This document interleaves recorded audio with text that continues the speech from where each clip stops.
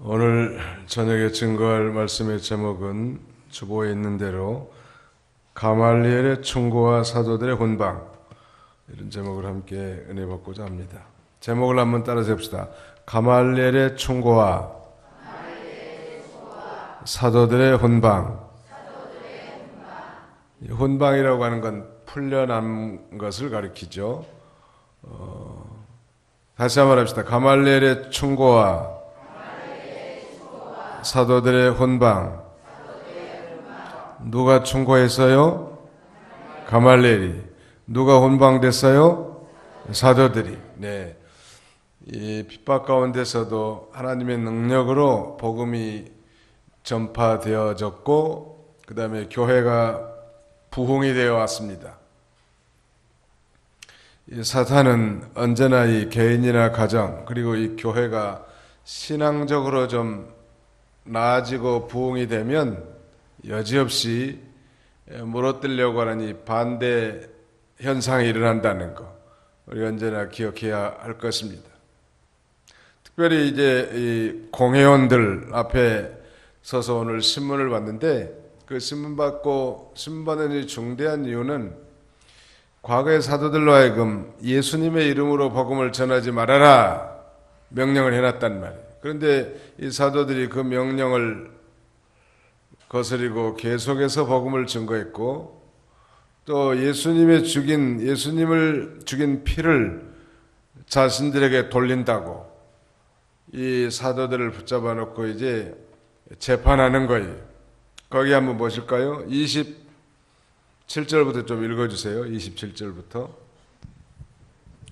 그들이 사도들을 데리고 와서 공회 가운데 세우자 대제사장이 신문하여 말하기를, 우리가 너희들에게 이 이름으로 가르치지 말라고 엄중히 명령하였는데, 보아라, 너희들이 예루살렘을 너희들의 가르침으로 가득하게 하여 이 사람의 피를 우리에게 돌리려고 하고 있다라고 하였다. 베드로와 사도들이 대답하여 말하였다. 사람에게보다 하나님께 순종하는 것이 마땅하다. 너희가 나무에 매달아 죽인 예수님을 우리 조상의 하나님께서 살리셨다. 예, 거의 두 가지 제목으로 지금 이 사도들을 공회 앞에 세우고 신문하는데, 첫째는 우리가 너희들에게 이 이름으로 가르치지 말라고 엄중히 명령하였는데 가르친다는 거예요. 즉 예수님의 이름으로 다시는 가르치지 말라고 명령해놨는데 제자들이 그걸 듣지 않았단 말이에요. 거기에 대해서 베드로와 사도들이 뭐라고 대답한지 보세요. 29절. 사람에게보다 하나님께 순종하는 것이 마땅하다. 이건 생명을 내건 그야말로 신앙적 모험이란 말. 생명을 두려워했다라면, 자신의 목숨을 아까워했다라면 이렇게 말할 수는 없는 거죠. 그러나 우리도 분명히 이런 상황에 우리가 직면했을 때 언제나 이 천륜이 일륜보다 앞선다고 했습니다. 일륜과 천륜이 충돌될 때는 언제나 천륜을 따라가는 것이 옳다는 것. 아무리 이 공회원들의 명령이라 할지라도 하나님의 명령, 즉 예수 그리스도의 명령은, 전도 명령은 예수님 명령이란 말. 그래서 이 왕의 명령을 어명이라고 하는데, 예수님이 우리의 왕 아닙니까? 왕의 명령을 거스르면 그건 죽는 거예요. 사실 그래서 우리 그리스도인들이 받은 명령은 어명이고, 그 어명은 전도의 명령이에요. 너희는 가서 모든 족속으로 제자를 삼아 아버지, 아들과 성령의 이름으로 세례를 주고 내가 분부한 모든 것을 가르쳐 지키게 하라. 볼지어다 세상 끝날까지 내가 항상 너희와 함께 하리라 했는데, 가서 복음 전도하는 거, 너희는 온 천하에 다니며 모든 민족에게 복음을 전파하라. 이거 예수님이 성천하시기 전에 내리신 명령입니다. 이 명령이 가장 큰 명령이에요. 그래서 영어식 표현은 The Great Commission, 위대한 명령입니다. 대사명이라고 합니다. 지상대명령이라고도 하고, 이보다 더 큰 명령이 없단 말. 이런 예수님의 명령을 받은 자들인데 감히 공회원들이 예수님의 이름으로 복음 전하지 못하는 것에 대해서 굴할 수 없었던 거고, 두 번째는 대제사장들 앞에 신문받는 제목은 28절 하반절에 있는 대로 이 사람의 피를 우리에게 돌리려 하고 있다. 그러니까 예수 죽인 책임을 자기들한테 돌리겠다는 말이에요. 그건 사실 맞는 말이에요. 거기에 대해서는 정면으로 또 이렇게 말합니다. 30절에 너희가 나무에 매달아 죽인 예수님을, 너희가 저주의 그 십자가 나무에다가 예수님을 죽였다. 아주 직설적으로 얘기하는 거예요. 그러나 우리 조상의 하나님이 다시 살리셨다. 너희가 죽였다는 거예요. 이거 조금도 뭐 굴하지 않고 이 예수님의 어명, 이 전도의 명령을 감행했는데 이것들 때문에 이제 죽이려고 하는 겁니다. 33절 보십시오. 그러자 그들이 이 말을 듣고 화가 나서 사도들을 죽이려고 하고 있었는데, 과거 야고보도 먼저 샘플로 죽이지 않았습니까? 영락없이 지금 죽이려고 하는 이 살벌한 공기 가운데 과연 하나님께서 어떻게 역사하시는가 기대가 되죠? 자, 34절부터 읽으십시오. 율법 교사로서 백성에게 존경받는 가말리엘이라 하는 한 바리새인이 공회에서 일어나 사도들에게 잠깐 밖에 나가 있도록 명령하고 공회원들에게 말하였다. 이스라엘 사람들아, 너희가 이 사람들을 어떻게 다뤄야 할지 스스로 조심하여라. 예, 그때 하나님께서 율법 교사로서 백성들에게 존경을 받는 한 사람을 등장시키는 거예요. 그 사람의 이름이, 성은 가시고 이름은 가말리엘, 말리엘이라고. 가말리엘이라는 사람이 등장하는데, 이 사람은 그러니까 이 유대인들 가운데 존경받는 소위 바리새파의 수장이에요. 이게 구약시대 이 유대 사회에는 중요한 세 개의 파가 있었습니다. 우리 성경에는 그 두 개만 등장합니다만, 첫째가 바리새파고 두 번째는 사두개파, 그 다음에 세 번째가 등장하지 않는 거지만 에센파 혹은 에세네파라고 합니다. 세례요한이 에센파였을 것이다 라고 학자들은 추정하죠. 이 소위 쿰난 공동체 생활했던 이 사람들이 에센파로 추정을 하고 있죠. 근데 그 중에서도 가장 이 율법을 철두철미하게 지키는 파가 바리새파예요. 그래서 많은 백성들에게 존경을 받았는데, 그러나 이 사두개파는 오늘날로 말하면 좀 자유주의 같아요. 영도 안 믿고 천사도 안 믿고 부활도 안 믿어. 그러나 바리새파는 그건 다 믿는다는 말이에요. 그러니까 오늘날로 말하면 바리새파는 보수주의, 사두개파는 좀 자유주의, 이렇게 나눠서 생각할 수도 있겠습니다. 그러니까 그 백성들에게 존경받는 이 가말리엘이라는 사람은 어떤 사람인가 여기 지금 설명을 해놨습니다. 첫째는 백성에게 존경을 받는 사람이에요. 백성들에게 존경을 받는 사람을, 물론 예수님을 영접하지는 않았지만 이 가말리엘을 등장하고, 이 사람은 이 한 바리새인이고 그 다음에는 공회원이란 말. 이거 말하자면 이스라엘의 최고의 엘리트 아니겠습니까? 이 학자들에 의하면 그는 힐렐이라고 하는 유명한 학자의 제자였다고 합니다. 이 가말리엘이라는 사람이, 이 사람이 과연 훌륭한 학자의 면모답게, 배운 사람답게 이렇게 말합니다. 사도들에게 잠깐 밖에 나가 있도록 명령하고, 자기가 이 한 바리새인이 공회에서 일어나 가지고 이 공회원들에게 이렇게 말합니다. 35절에 이스라엘 사람들아, 너희가 이 사람들을 어떻게 다뤄야 할지 스스로 조심하여라. 여기 이 사람들은 사도들이죠. 사도들을 다른 공회원들이 죽이려고 하니까 이 가말리엘이라는 사람이 벌떡 일어서 가지고 그 사도들을 밖으로 좀 나가게 한 다음에 다른 공회원들 앞에서 이스라엘 사람들아, 너희가 이 사람들을 어떻게 다뤄야 할지 스스로 조심하여라. 조심하고 일을 바로 처리하라는 거예요. 우리도 이건 배울 만한 거예요. 믿는 사람들이 일 처리할 때 항상 심사숙고하란 말이에요. 조심하고 일을 바로 처리해. 왜냐하면 일시적인 감정이나 분노로 처리하면 안 된다는 거예요. 여기서 참 하나님은 전능하신 하나님이시라는 걸 우리가 알 수 있는 거예요. 그때 가장 적합한 한 인물을 등장시켜서 앞으로 하나님의 나라와 복음을 확장하는데 수종들 이 사도들이 죽지 않도록 생명을 보존하도록 지키신 하나님. 우리가 여기서 배울 수 있는 이 중요한 교훈이 있다면 우리의 생명이 하나님의 손 안에 있다는 사실을 언제나 잊지 말아야 합니다. 한번 따라합시다. 우리의 생명이 하나님의 손 안에 있습니다.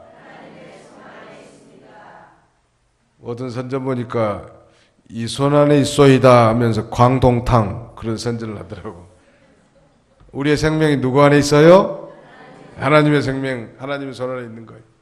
그 얘기는 무슨 말인가 하면 뭐 죽을까봐 걱정하지 말라는 거예요. 하나님이 사인이 떨어져야 죽는 것도 죽는 거지 뭐 암에 걸리고 뭐 사고 나서 죽는 게 아니고 하나님이 데려가시면 죽는 거예요. 이게 죽을까봐 걱정할 것도 없고 빨리 죽으려고 기도할 필요도 없어. 하나님이 때가 되면 다 알아서 할 거니까. 우리가 이 가말리엘이 아주 삼가 조심하면서 일을 바로 처리하는 걸 볼 수 있는데 우리도 무슨 일을 하든지 일시적인 감정이나 분노로 일을 처리하지 말고 냉정함을 유지해야 된다. 특별히 교회 일은 마찬가지. 뭐 기분에 따라서 하고 뭐 어제나 뭐 부흥성에 부흥사경 하는데 옛날 시골에서 뭐 부흥 강사가 뭐 얼마나 은혜를 많이 끼쳤겠어요. 훌떡훌떡 뛰면서. 그 마지막 날 이제 작정 연보를 하는데 뭐 쌀 100가만 낼 사람 손쳐 들으시오 그러니까 뭐 1년에 뭐 10가만이도 안 난 사람이 벌쩍 손들어가지고 100가만이 내겠다고 하나님 앞에. 그런 것은 하나님의 뜻이 아니라 하나님의 은혜를 받아서 합당하게 심사숙고해서 하는 거지 일시적인 기분의 감정과 흥분에 따라서 일 처리해서는 안 된다는.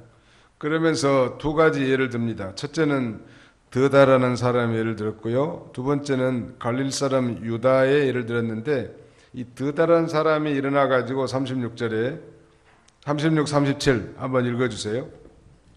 이전에 드다가 일어나서 스스로를 자랑하며 선전하니 400명쯤 되는 사람들이 그를 따랐으나 그가 죽임을 당하자 그를 따르던 자들이 모두 흩어져 없어졌다. 이 일 후 호적할 때 갈릴리 사람 유다가 일어나 백성을 깨어 자기를 따르게 하였는데 그가 죽자 그를 따르던 사람들이 모두 흩어졌다. 예, 가말레는 이 두 가지의 역사적인 신뢰를 들어서 지금 객관적인 설명을 하는데요. 전에 이 드다라는 사람이 일어나 가지고 아주 스스로 자랑하고 돌아가니까 400명이나 된 많은 사람들이 그를 추종했다는. 옛날에 그 박태선 장로 따라간 사람들이 많이 있었다고 하는데 전도가 이 사람이 건전한 교단의 장로였다가 은사가 좀 나타나 가지고 자기가 뭐 부흥성에 했다는 거예요. 그래서 한강 강변에서 뭐 부흥사경에 하면 뭐 여자분들이 은혜를 많이 받아 가지고 금가락지, 귀걸이, 코걸이 다 한 가마씩 나왔다는 거예요.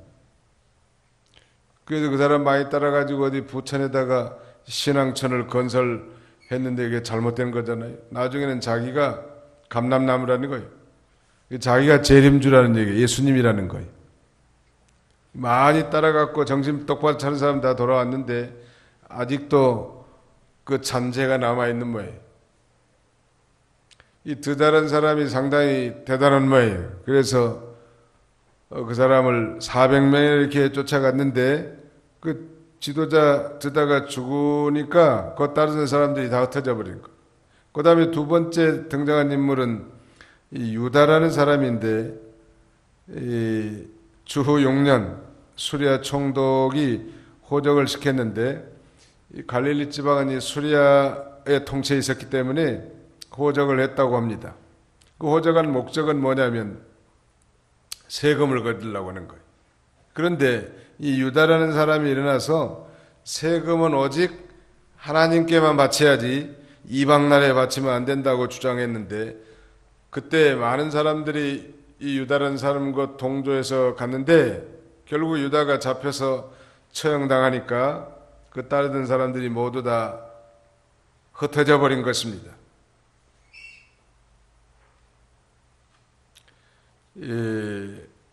예수님에 대한 이 사상과 소행이 만약에 그렇다면, 사람에게서 났다면 요 사도들이 하는 복음운동 이것도 다 무너지고 말 것인데, 뜨다나 이 유다의 경우 주모자가 죽으니까 그 추종자들이 다 흩어져 버린 것 같이 예수님도 죽었으므로 이제 그 소행이 사람에게서 났다고 한다면 자연히 소멸될 것이고, 그러나 그 사상과 소행이 하나님께서 났다고 한다면 아무리 이 공회원들이 대적하고 멸하려고 했는데도 없어지지 않을 뿐만 아니라 도리어 이거야말로 하나님을 대적한 일이 아니겠느냐. 그러므로 이 삼가 조심해서 이 일처리를 하라, 이런 교훈을 이 훌륭한 교법사 가말리엘이 말해준 거예요. 비록 이 사람은 예수를 믿지는 않았지만 상당히 아주 용이 주도한 인물이고 객관적인 그런 판단할 수 있는 그런 인물이란, 언제나 우리도 무슨 의논을 하든지 결정을 할 때는 이 삼가 스스로 조심해서 잘 판단하고, 그 다음에 이 객관적인 모든 사실들을 중시해야 합니다. 하나님이, 이 양반 얘기는 지금 그거예요. 하나님이 세워지지 않았다면 무슨 운동을 일으켰다 할지라도 그 주모자가 죽으면 다 없어질 건데, 지금 사도들이 떠들고 복음운동하고 예루살렘에 온 그리스도의 교훈을 다 펼쳐나간다 할지라도 예수가 죽었고 그 지도자가 죽었으니까 얼마 가다가다 없어질 수도 있는데, 만약에 하나님의 뜻이라면 우리가 하나님을 대적한 일이 아니겠느냐, 그렇게 말하는 거예요. 38절 39절 읽으십시오. 이제 내가 너에게 말하는데 이 사람에게서 손을 떼고 그들을 내버려 두라. 만일 이 사상이나 행위가 사람에게서 왔다면 없어지겠으나 만일 하나님께로부터 왔다면 너희가 그들을 무너뜨리지 못할 것이며 도리어 너희가 하나님을 대적하는 자가 될까 염려되기 때문이다. 그들이 그의 말을 옳게 여겨 사도들을 불러다가 때리며 예수님의 이름으로 말하지 말라고 명령한 후 풀어주었다. 예, 풀어주었다. 이 말은 혼방해줬다는 거예요. 그러니까 태형은 가해졌지만 생명을 보존시켰는데, 이 결정적인 아주 혈기방장해서 지금 사도들 앞에 아주 분이 가득한 이 공회원들이 즉결 처형을 지금 하려고 했는데, 그때 갑자기 하나님께서 명망 있는 이 가말리엘이라는 사람을 세워서 그 죽음을 모면하게 하고 계속 복음을 전하게 하는 놀라운 하나님의 간섭의 역사가 있는 것입니다. 가말리엘에게서 우리가 배울 수 있는 것은 일 처리할 때 조심하고 조심성 있게 하라는 것, 그 다음에 일 처리할 때는 객관성을 가지고 하라는 건지, 자기 주관만 내세우려고 하지 말고. 언제나 모든 사람은 다 생각이 다르단 말이에요. 상대방의 의견을 잘 듣고 존중하면서 이 객관성이 있어야 된다는 말이에요. 그 다음에 한 가지는 일 처리를 이제 하나님 앞에 맡기는 거예요. 이 가말리엘도 하나님은 경외하는 사람 아니에요? 이 소형이 사람으로 말미암았다고 한다면 과거에 드다나 유다의 이런 이 운동처럼 주모자가 죽으면 추종자들이 다 사라져버릴 거니까 그 하나님께 맡겨두고 일을 함부로 처리하지 말라. 그 상당히 그야말로 이 사막에서 진주를 얻는 것처럼, 원수 가운데 친구를 만난 것처럼 하나님은 희한한 방법으로 생명을 살릴 자는 살린다는 놀라운 일이에요. 교통사고 났는데 뭐 차는 다 종이짝처럼 다 찢어졌는데 사람은 하나도 뭐 철가상에는 다친 데가 없다. 운이 좋다고 되게 사람들은 말하지만 하나님께서 그 생명을 천사를 보내서 보존해 주신 거예요. 믿으시면 아멘 합시다. 안 믿으시면 안 해도 돼요. 하나님이 그렇게 철두철미하게 택한 백성들을 보호하시고 인도하실 것을 우리에게 가르쳐 주는 것입니다. 우리 하나님은 자기의 뜻 가운데서 무엇이나 자유롭게 사용할 수 있고요.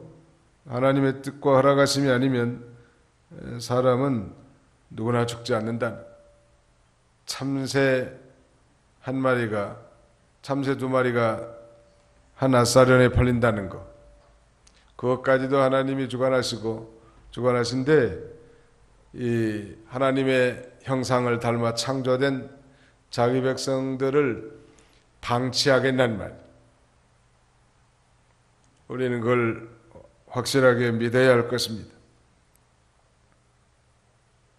그 다음에 이제 41절에 보실까요? 이에 사도들이 그 이름을 위하여 능욕을 당하기에 합당한 자로 여김을 기뻐하면서 공회 앞에서 떠나갔다. 세상에 매맞고 능욕당하면서도 기뻐하면서 공회 앞에서 떠나가는 거예요. 얼마나 성령이 충만하고 은혜가 충만했으면 두들겨 맞아도 기뻐. 이거 두 가지 중에 하나 아니에요. 두들겨 맞아서 기쁜 사람이라면 하나는 정신이 약간 가버린 사람이든지 다른 하나는 정말 성령 충만하고 그래 충만했든지 둘 중에 하나인데 그 후자 아니에요? 그 생명 살기가 아주 등등한 그런 예루살렘의 이 공기 속에서 자신들의 생명을 보존하신 그 하나님의 전능하심을 체험했을 것 같고, 생사의 주권은 하나님께 있다, 이걸 확실하게 믿고 담대하게 이렇게 복음을 증거한 것입니다. 자, 우리 성경을 한 군데 찾아서 같이 한번 읽읍시다. 주일날 배운 대로 마태복음 5장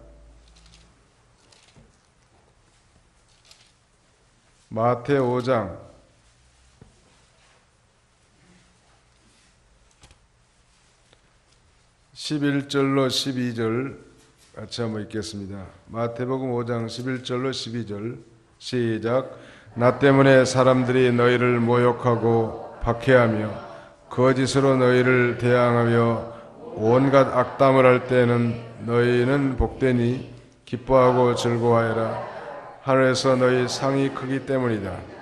너희보다 먼저 있던 선지자들을 이와 같이 박해했었다. 기뻐하고 즐거워하라 한 대로 이들은 정말 기쁨으로 이제 공회 앞에서 떠나간 거예요. 왜 기뻐하고 즐거워할 수 있는가? 그건 하늘에서 큰 상이 우리에게 예비되어 있단 말이에요. 주님을 위해서 이 능욕을 받으면 그 대가로 그만큼 하나님이 큰 상으로 갚아주실 것을 바라본 거예요. 오늘 우리도 참 자격이 없는 자지만 상 받는 일에 참여하도록 이 기회를 주셨는데, 주님을 위해서 내가 좀 고난당하고 핍박받고 능욕을 받는 일 있을 때 우리가 극강담대하게 나가야 합니다. 그저 뭐 아니란 자리 안주하려는 것은 주님이 기뻐하시지 않으세요. 다른 사람이 하기 싫어하는 일,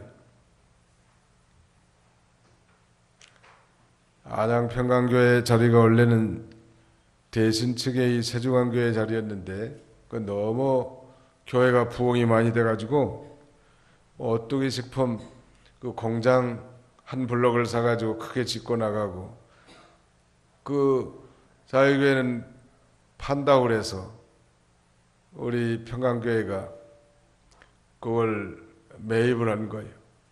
건물하고 주차장, 오래된 건물이라. 근데 그 세종안교회 그 장 목사님이 박중식 목사님이신데, 그거는 장로님들이 다 화장실 청소한대.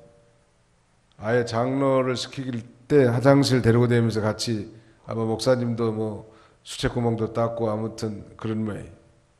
아이고 장로님들이 그 청소하는데 뭐 성도들이 그런 걸 다 보고 배우지 않겠습니까?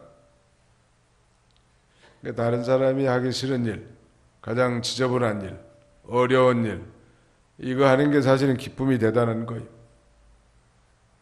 화장실 청소한 사람들이 제일 은혜 많이 받는 사람들. 우리 유승아 집사님이 화장실 청소한다는데 자기가 은혜를 많이 받으려고 하는 거예요. 그건. 아이고 어떤 일을 가지고 저런 일을 할 수 있을까? 사실은 가장 낮고 천한 일, 낮은 곳에 하나님의 은혜가 임하는 거예요. 하나님의 은혜는 낮은 곳으로 임합니다. 시작. 하나님의 은혜는 낮은 곳으로 임합니다. 예. 낮은 곳에 임하소서. 우리 하나님은 교만한 자와 함께 하시잖아요. 전기도 높은 데서 낮은 데로 흘러요. 전압이 뭐 3300볼트에서 가정에 220까지 낮은 데로 흐른다. 물도 높은 데서 낮은 데로 흘러요. 하나님의 은혜도 높은 데서 낮은 데로 흐르는 거예요. 아무튼 겸손한 자리, 능욕받는 자리. 그러니까 사도들이 그 기쁨으로 그 공회를 떠난 거예요. 우리도 이 교회 일을 할 때 성령 충만한 가운데 봉사할 때 그런 기쁨을 맛볼 때가 있지 않습니까? 하나님이 주시는 기쁨이란 세상에서 할 수 없는 것. 예수님의 흔적을 가지고 하나님 앞에 가면 칭찬과 존귀와 영광을 받을 것입니다. 두들겨 맞고 갔으니까 뭐 엉덩이에 핏자국도 생겼을 것 같고 사도들이. 어느 사람은 전도하다가 개에 물렸대요. 개 흉터가 천당 가면 상급이요. 아무튼 이 믿음 당하면서 당하는 고난은 다 하늘나라의 상급으로 갚아준다. 그 다음에 마지막 절 사도행전 제5장 42 그들이 날마다 성전과 각 집에서 가르치고 그리스도 예수님의 복음을 전하는 것을 쉬지 않았다. 이거 참 중요한 것 같아요. 여기 날마다라고 써져 있습니다.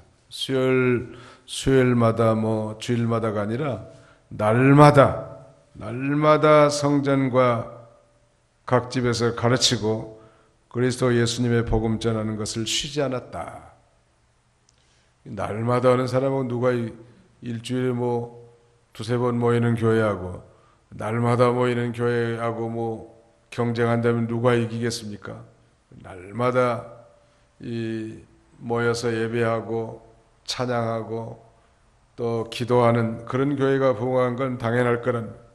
오늘 이 가말리엘의 충고와 사도들의 훈방을 통해서 우리가 배울 수 있는 한 세 가지 정도의 교훈을 요약한다면 첫째는 전도자에게 고난이 있다는 걸 알아야 된다는 거예요. 사도들의 전례만 봐도 감옥에 갇히고 매맞고 죽음의 위험을 뭐 수도 없이 감내하잖아요. 옛날에 공산당도 3대 각오를 했다는 거예요. 다 이병기 목사님한테 배운 건데 첫째는 욕하면 먹자. 그 다음에는 때리면 맞자. 그 다음에 죽이면 죽자. 제대로 배우셨네. 한번 해봅시다. 욕하면 먹자. 대답 안 하는 분들이 따라서 하는 사람들은 수상한 사람들이에요. 나는 죽어도 욕을 안 먹겠다. 욕하면 먹자. 때리면 맞자. 죽이면 죽자. 예수님의 이름으로 죽는데 그건 순교 아니에요? 영광스러운 거라. 아이고 목사님 총으로 한번 빵 쏴면 참을 수 있겠어도 어디 볼록볼록 나온 못 위로 걸으라고 하면서 피 흘리면서는 도저히 못 이기겠다. 그래도 하나님 힘 주시면 다 이겨나갈 수 있어요. 그러나 하나님의 은혜가 아니면 그거 감당하기 어렵단 말이에요. 하나님을 위한 고난. 왜 전도자에게 고난이 있는 걸 알아야 되겠는가? 또 그 고난을 우리가 기쁨으로 감내해야 되겠는가? 그것은 하나님을 위한 고난이고 주님을 위한 고난. 그리고 그 고난에는 반드시 큰 상급이 있다는 것. 그다음에 두 번째는 우리의 생명이 하나님의 손 안에 있음을 알아야 된다.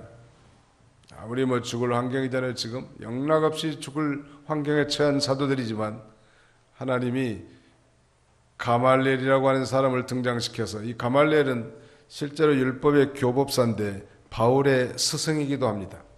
가말리엘 문화생 아니요? 바울 사도가 대단한 인격자고 훌륭한 교법사, 율법의 선생이라는 말. 그런 훌륭한 인격자.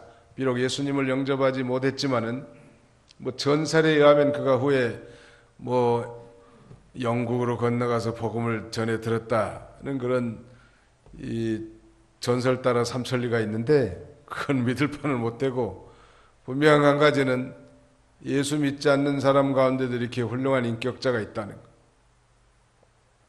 생명이 누구에게 있어요? 하나님의 손 안에 있단 말이에요. 하나님의 손 안에 있는 줄 알고 죽을까 봐 걱정할 거 없어요. 사도들이 죽음의 위경에 처했을 때 하나님께서 이 가말리엘을 동원시켜서 그들을 건지셨단 말이에요. 그러니까 우리는 하나님의 뜻이 아니면 절대 우리는 죽지 않는다. 그러므로 두려워하지 말고 담대하게 나가라는 것. 그 다음에 우리가 한 가지 더 생각할 수 있는 것은, 우리는 언제 어디서나 복음을 전하는 삶을 살라는 거예요. 뭘 하든지 먹든지 마시든지 때를 얻든지 못 얻든지 중단돼서는 안 된다는 거예요. 여기 지금 마지막 절에 그러지 않았습니까? 그리스도 예수님의 복음 전하는 것을 쉬지 않았다. 전에도 제가 말씀드렸지만 아프리카의 탁이라고 하는 성도는 구원받은 은혜가 너무 감사해서 하나님 앞에 서원을 했다고 하잖아요. 매일 전도하게 해달라.